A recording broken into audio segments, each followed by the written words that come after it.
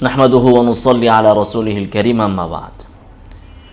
ঈদে মিলাদুন নবী সাল্লাল্লাহু আলাইহি ওয়াসাল্লাম এটা যদিও নাকি ভ্রান্ত ফাতিমি শিয়ারা উদ্ভাবন করেছেন, কিন্তু এটাকে ব্যাপকভাবে ধুমধাম করে উদযাপন করেছেন বাদশাহ মুজাফফর।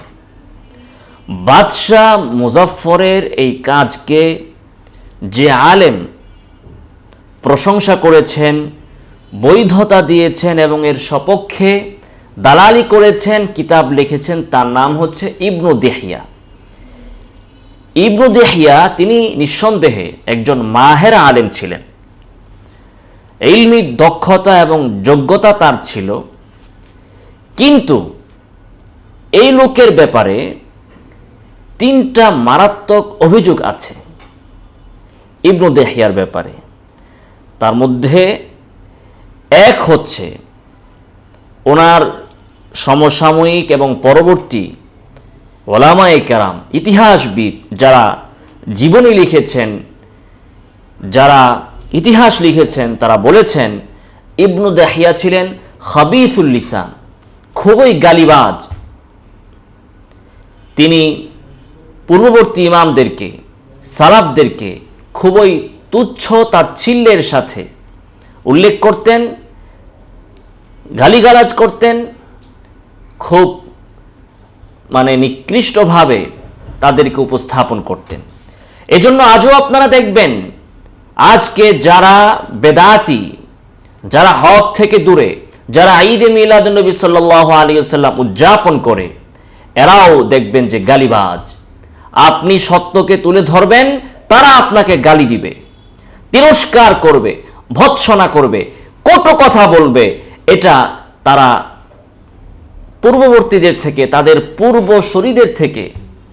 পূর্বসূরীদের থেকে তারা এটা ধারাবাহিকভাবে পেয়েছে, এজন্যই তারা গালিবাজ হয়। 2 নম্বর, ইবনু দিহিয়ার ব্যাপারে যে আপত্তি এবং অভিযোগ, যেটা খুবই মারাত্মক, একজন আলেমের জন্য এই বিষয়টা খুবই তাকে, তার এলেমের মর্যাদাকে এবং গুরুত্বকে নষ্ট করার জন্য যে জিনিসটা যথেষ্ট, সেটা হচ্ছে ইবনু দিহিয়া ছিলেন একজন দুনিয়ালোভী আলেম।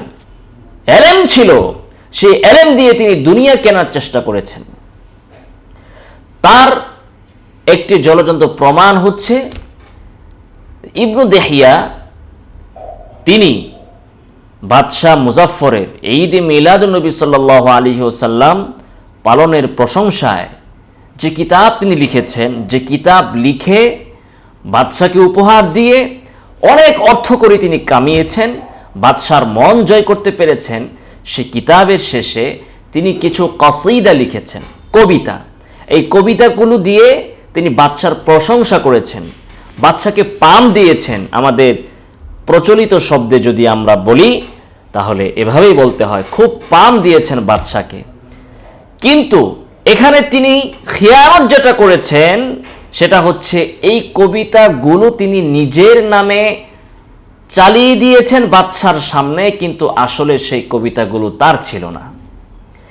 অন্যের কবিতা নিজের নামে চালিয়ে দিয়ে যে ব্যক্তি বাদশার প্রশংসা করে এবং সেই প্রশংসার বিনিময়ে অর্থ উপার্জন করে, সেই ব্যক্তি বাদশাকে হক কথা বলার সাহস কতটুকু রাখবে সেটা তো সহজেই অনুমেয়।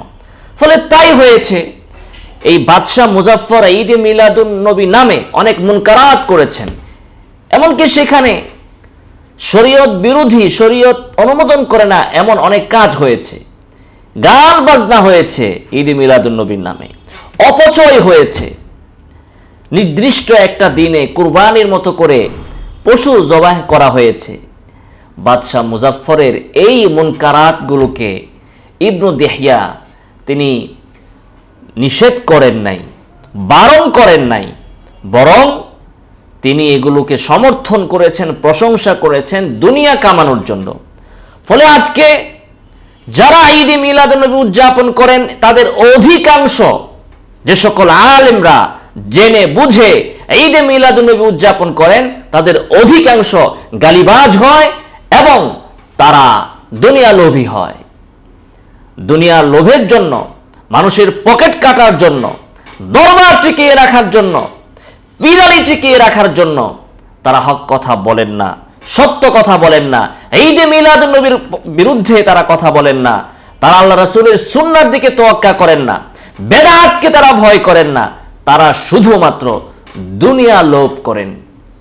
3 নম্বর ইবনু দেহিয়া যেটা করতেন, তিনি অনেক সময় এমন জিনিস দাবি করতেন, এমন কথা বলতেন, বানিয়ে বানিয়ে নিজের ব্যাপারে বা অন্যের ব্যাপারে তিনি বানিয়ে বানিয়ে কথা বলতেন, ইদ্দিয়া করতেন, এরকম অবান্তর কথাবার্তা বলতেন।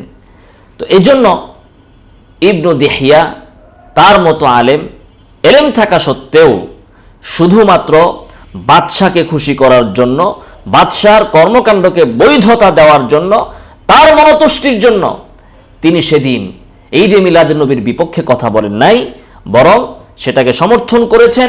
সেখানে ঈদে মিলাদুন নবী ছাড়াও আরো অনেক মুনকারাত ছিল, সেই মুনকারাতগুলোকেও তিনি কিন্তু রদ করেন নাই। ফলে যা হওয়ার তাই হয়েছে, তিনি দুনিয়া কামাই করেছেন, কিন্তু পৃথিবীতে একটা বেদাতকে তিনি সমর্থন করে বেদাতের সাথে তার নাম যুক্ত হয়ে গিয়েছে। এই বিষয়টি আপনারা আরও দেখতে পাবেন। এই বিষয়ে আমার সামনে একটি কিতাব দৃষ্টিগোচর হয়েছে, এই কিতাবটি আপনারা ইন্টারনেটেও পাবেন। সেটা হচ্ছে, কিতাবের নাম হচ্ছে ইবনু দেহিয়া আল কালবি ও কিতাবুহু আত-তানভীর ফি মাউলিদিস সিরাজিল মুনীর ওয়াল বাশীরিন নাযীর, বাহথুন ফি বিদআতিল ইহতিফাল বিল মাউলিদিন নাবাউই। কিতাবটি লিখেছেন আব্দুল হক ইবনে মুল্লা হাক্কি আত-তুর্কুমানি, তিনি কিতাবটি লিখেছেন। এবং এই কিতাবে ইবনে দেহিয়া সম্পর্কে এবং তার উপর যে অভিযোগগুলো আছে সেগুলো সম্পর্কে সেখানে যথার্থভাবে তুলে ধরা হয়েছে। এই কিতাবটি যারা আলেম আছেন তারা এটা মোতালা করবেন। আল্লাহ তাআলা আমাদেরকে তৌফিক দান করুন। আমিন ওয়া আখিরু দাওয়ানা আলহামদুলিল্লাহি রাব্বিল আলামিন।